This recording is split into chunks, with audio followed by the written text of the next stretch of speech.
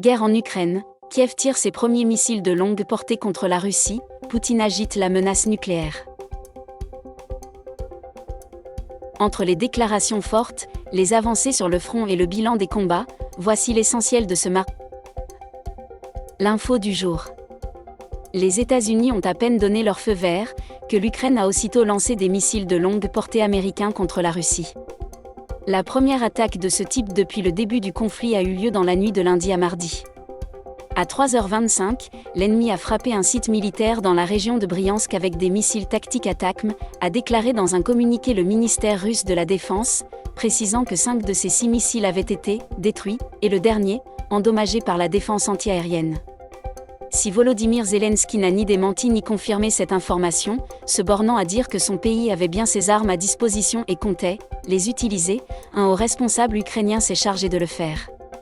L'attaque contre la région de Bryansk a été menée avec des missiles ATACMS, a-t-il affirmé auprès de l'AFP, sous couvert d'anonymat. Aussitôt, Moscou a promis une réponse appropriée à cette attaque perçue comme un signal des Occidentaux, et notamment des Américains. Nous considérerons cela comme une nouvelle phase de la guerre contre la Russie et nous réagirons en conséquence, a lancé Sergueï Lavrov, le ministre des Affaires étrangères, face à la presse, en marge du G20 à Rio.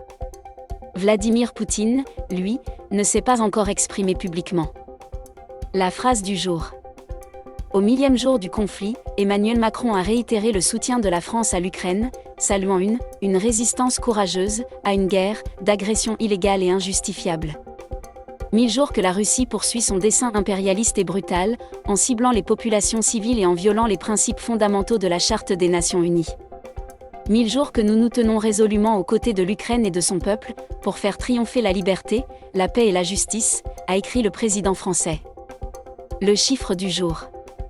50. Le Parlement ukrainien a approuvé mardi le budget 2025 dont près de 50 milliards d'euros seront consacrés à la défense et la sécurité nationale pour faire face à l'invasion russe et ses conséquences dévastatrices.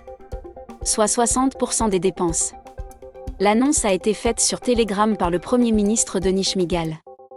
Tous les impôts des citoyens et des entreprises de l'année prochaine seront utilisés pour la défense et la sécurité de notre pays, a-t-il ajouté. La tendance du jour. En réponse à la décision américaine d'autoriser l'Ukraine à utiliser des missiles de longue portée, Vladimir Poutine a brandi, une nouvelle fois, la menace nucléaire. Le président russe a signé ce mardi un décret qui officialise la nouvelle doctrine de son pays en la matière. Ce décret élargit la possibilité de recourir à la bombe atomique en cas d'attaque massive d'un pays qui, lui, ne disposerait pas de cette arme mais qui serait soutenu par d'autres nations l'ayant. Une référence claire à l'Ukraine et aux États-Unis. Il était nécessaire d'adapter nos fondements, de la doctrine nucléaire, à la situation actuelle, a froidement défendu Dmitri Peskov, son porte-parole, pendant que Sergueï Lavrov a appelé les Occidentaux à lire la totalité du document. La guerre est-elle entrée dans une nouvelle phase ?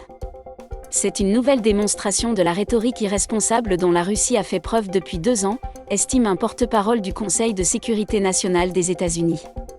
Nous n'avons pas été surpris par cette annonce, ajoute-t-il, jugeant que Moscou signalait son intention de le faire depuis plusieurs semaines. Il y a une rhétorique irresponsable qui vient de Russie et cela ne va pas nous dissuader de soutenir l'Ukraine, abonde, pour sa part, Keir Starmer, le Premier ministre britannique. Même son de cloche du côté du chef de la diplomatie européenne. Ce n'est pas la première fois que les Russes agitent la menace d'une escalade nucléaire, ce qui est complètement irresponsable, estime Joseph Borrell. Et d'ajouter, ce n'est pas la première fois qu'ils utilisent tout ce qu'ils peuvent afin de créer de l'insécurité, comme l'envoi de troupes nord-coréennes sur le sol européen.